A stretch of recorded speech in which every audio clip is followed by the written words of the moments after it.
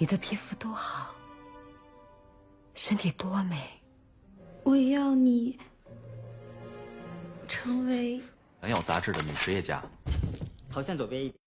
Terlihat seorang wanita yang sangat cantik yang bernama Mo. Ketika ia sedang pemotretan, ia melihat suatu berita di koran, membuat ia tidak fokus. Sedangkan Van, ia sengaja memberikan pelayannya terapi, namun pelayannya sudah mulai tahu sendirilah. Van tidak jadi memberikan ia semangkuk. Nah, ketika di pesta amal, Van bertemu dengan Mo. Ketika mereka sedang mengobrol, tiba-tiba datang seorang gadis yang bernama Bebe. Karena ibunya Bebe yang segan atas kesuksesan Mo, ia pun menyuruhnya untuk membimbing Bebe. Mo pun dengan senang hati mengangkat ia menjadi anak angkatnya. Nah, ketika Van akan berkenalan, ibunya Bebe yang mengetahui Van adalah titisan kakek legend tingkat dewa di kota tersebut, ia pun membawa Bebe pergi. Dikarenakan Bebe adalah tunangan Jun, ia menyuruh Van untuk mengambil harta warisan Bebe yang sangat berharga, yaitu kesemangkuannya. Dikarenakan calon suaminya adalah saingan bisnis Mo, Jun juga terkenal tidak mau istri yang sudah tidak sempit lagi. Maka dari itu Mo menyuruh Van.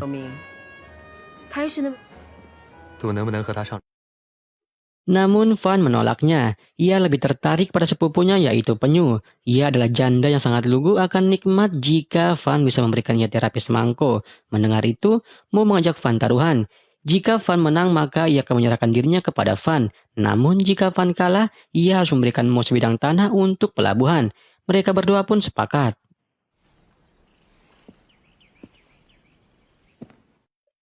Van pun memulai aksinya, namun Penyu selalu menghindar dari Van. Sedangkan Bebe yang sedang belajar melukis dengan gurunya yang bernama Dai. Di sini, Bebe sangat ingin dimanjakan oleh Dai. Hingga Mo datang lalu memperkenalkan Dai kepada Mo, bahwa Dai adalah mahasiswa yang mengambil jadi guru lesnya Bebe. Malam harinya, Van sengaja membuat lampu mati di kamarnya Penyu. Hingga Van sengaja datang menawarkan diri untuk memperbaikinya. Penyu yang awalnya tidak mau, hingga Van mengatakan biasa kalau gelap arwah almarhum ibunya Van datang ke kamar bekas ibunya yang tempat Penyu tinggal sekarang. Mendengar itu, Penyu yang takut ia menyuruh Van memperbaikinya. Hingga Van mengambil kesempitan dalam kesempatan.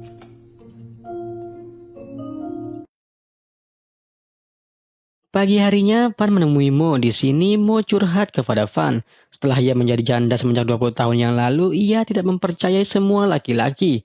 Hingga Mo pergi menemani Bebe memilih baju pengantin yang akan dipakai oleh Bebe menikah sama Jung. Sedangkan Mo yang mengetahui Dai menyukai Bebe dan Bebe juga menyukai Dai, ia sengaja menyuruh Dai untuk pura-pura menjadi pengantin prianya. Tapi Dai yang tahu diri, ia pun malu dan langsung pergi.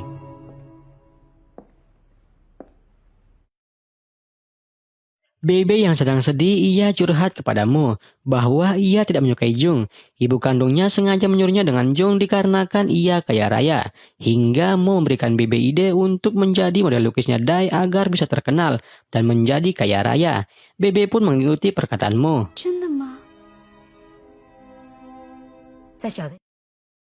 Esok harinya ketika Penyu dan neneknya serta Van akan pergi ke acara opera, Van yang ingin mengambil hatinya Penyu, ia pun tidak mau menggunakan mobil pribadinya. Ia sengaja desak-desakan bersama Penyu.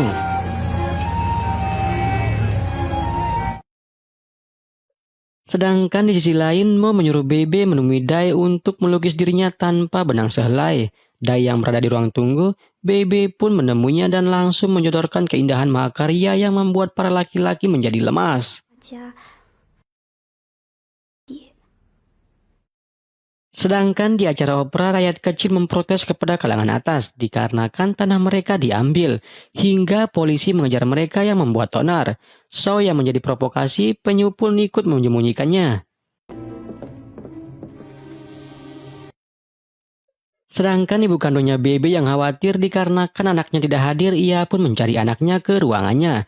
Namun, ia dicegah oleh Mo dan memberitahukan Bebe baik-baik saja dan ia sedang tidur. Ibu kandungnya yang tidak percaya, ia pun memaksakan masuk. Tapi Van datang, hingga ibu kandungnya Bebe yang pergi. Dikarenakan takut anaknya bertemu dengan Van yang cowok keturunan titisan kakek legend. Petugas yang masih mencari So, neneknya Fan menyuruhnya untuk menyembunyikan So dikarenakan mereka tahu Penyu mengenali So. Sedangkan Bebe, ia baru keluar dari kamar dengan rasa bahagia. Fan yang melihat Penyu ketakutan, ia pun sengaja melempar brosur protesnya, hingga Fan mengajak Penyu untuk segera berlari. Sedangkan Mo yang berpikiran Bebe sudah diberikan terapi semangkuk oleh Dai, ia pun diberitahukan bahwa Dai hanya melukis Bebe saja. Ketika di rumah, Penyu yang sedang menggambar dan kecapean, Fan datang melihat gambarnya yang belum selesai. Ia pun melanjutkannya. Penyu pun terbangun dan melihat Fan menggambar. Ia kembali pura-pura tidur sambil senyum hingga Fan keluar. Pagi harinya, ibu kandungnya Bebe datang dan melihat lukisan yang baru dikasih oleh Dai. Ia pun sangat marah. Sedangkan Dai, ia mengatakan dirinya cinta kepada Bebe. Ibunya pun mengatakan Dai tidak pantas untuk Bebe dikarenakan hanyalah anak dari seorang penarik becak. Mendengar itu, Dai mengatakan setidaknya orang tuanya tidak pernah menjual anaknya demi uang. Kemudian Dai pergi.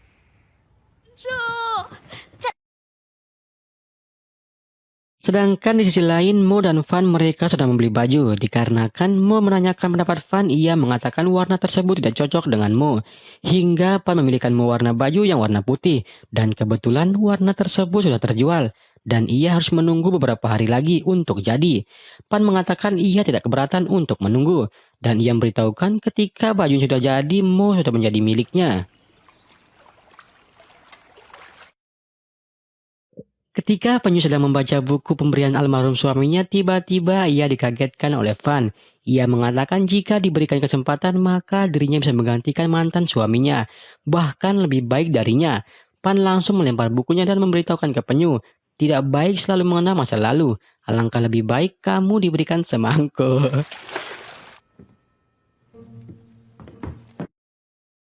Setiap hari Pan menulis surat buat Penyu sambil bermain semangkuk. Namun Penyu selalu merobek suratnya. Hingga suatu hari ibu kandungnya Bebe menemui Mo meminta tolong agar Bebe tidak bertemu dengan Dai dan Fan. Mo menyarankan untuk membiarkan Bebe tinggal di rumah neneknya Fan. Dikarenakan Fan lagi keluar kota. Sedangkan Fan yang baru datang dan bersekongkol dengan Mo, ia akan membantu Dai untuk selalu bertemu dengan Bebe. Bebe pun datang ke rumah neneknya Fan.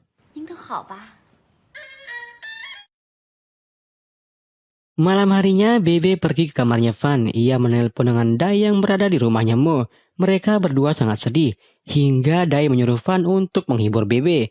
Fan pun kembali mengambil kesempitan dalam kesempatan. Ia menghibur Bebe dengan cara terapi semangkuk yang begitu spesial. Pagi harinya, Mo datang ke rumahnya Fan. Nah, ketika mereka sedang mengobrol, Penyu tidak sengaja lewat dan akan menguping. Tapi keburu Fan keluar. Penyu pun beralasan ia ke sana untuk menyuruh Fan memperbaiki lampu kamarnya. Nah, ketika Fan akan memperbaikinya, ia melihat surat yang dirobek oleh Penyu, ia sambung kembali. Hingga Fan mengetahui Penyu menyukainya. Sedangkan Penyu, ia melihat Fan sedang membaca suratnya. Ia pun langsung berlari ketakutan. Namun Fan mengajarnya. Hingga ketika Fan akan memberikan Penyu terapi berbagi oksigen, Fan tidak jadi. Dikarenakan Penyu meneteskan air mata. Hari-hari pun terus berjalan. Penyu yang pindah rumah, ia setiap hari kalau menunggu kedatangan Fan. Ia sangat ingin segera diberikan terapi semangkuk hingga Fan datang tiba-tiba. Ia pun langsung diberikan terapi semangkuk dengan gaya berbagai macam gaya.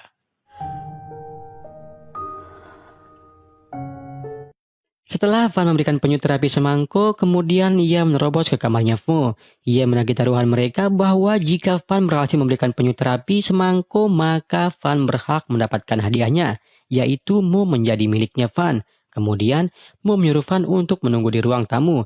Di sisi lain, Penyu menolak harta warisan dari mantan suaminya. Sedangkan Mo ia mengingkari janjinya dikarenakan ia beranggapan Fan mencintai Penyu. Jika Fan benar-benar ingin memiliki dirinya, maka Fan harus menyanyiakan Penyu dan Bebe sebagai bukti. Nah, Penyu yang kembali merasakan cinta, ia mulai memasak layaknya seorang istri. Ia pun menelepon ke rumah Van, sedangkan Van ia sengaja mengatakan dirinya tidak ada. Kemudian Penyu menitipkan pesan bahwa dirinya sudah membuatkan ia tahu bulat, digoreng di mobil 500-an, gurih-gurih, nyot. Dan ternyata Van berubah pikiran, ia pergi ke rumahnya Penyu, lalu Penyu membantu Van mencukur jenggotnya. Penyu yang mengatakan ia sangat bahagia bisa selalu hidup bersama dengan dirinya, dan jika Van pergi maka Penyu akan 是你 meninggal. 给的我勇气，如果能天天守着你。 Malam harinya sepulang dari Penyu, Van yang sangat rindu kepada Mo, ia menerobos ke kamarnya. Dan tiba-tiba ternyata Mo baru selesai bermain semangko bersama Dai. Van yang ingin marah tapi ia tidak bisa, dikarenakan ia juga salah dan karena ia juga cinta kepada Mo. Hingga Van memberitahukan Dai bahwa Bebe sedang di rumah sakit. Kemudian Dai pergi, sedangkan Van ia menginap di rumahnya Mo. Nah, ketika Van sedang tidur, ia menyebut nama Penyu, hingga membuat Mo murka.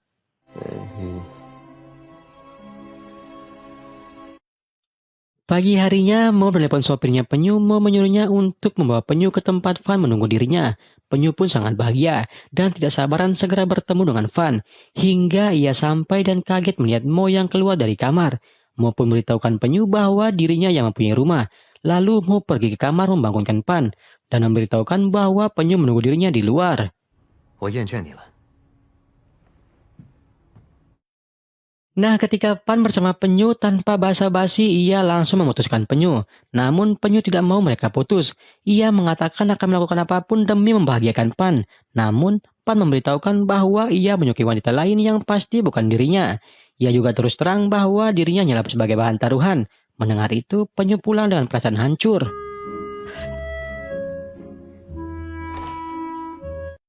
Sedangkan Van ia langsung masuk kamar dan memberitahukan bahwa dirinya telah memutuskan Penyu. Namun Mo yang berpikiran Van cinta kepada Penyu, ia tidak menghiraukan Van.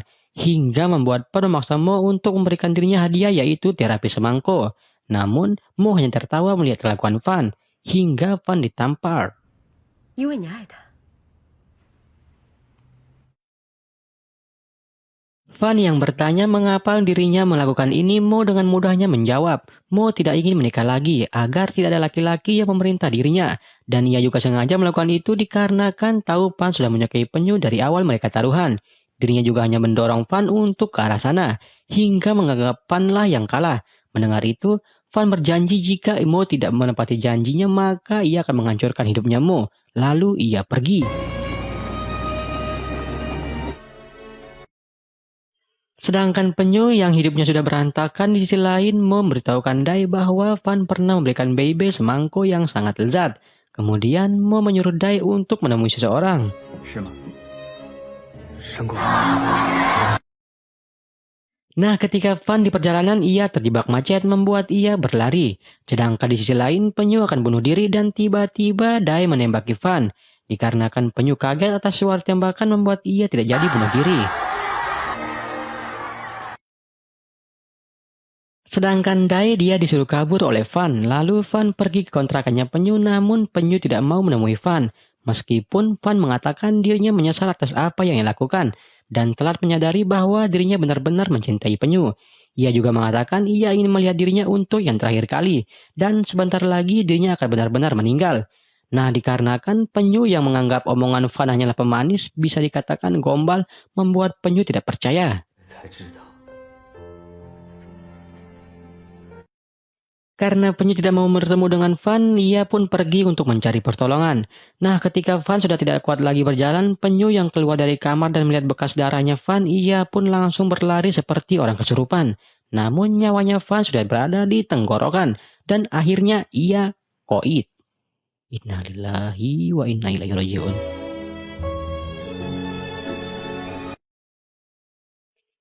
Esok harinya pelayan datang membawakan Mo baju yang sudah dipesan oleh Van dari awal. Tertulis di sana, ketika baju ini jadi maka kau sudah menjadi milikku.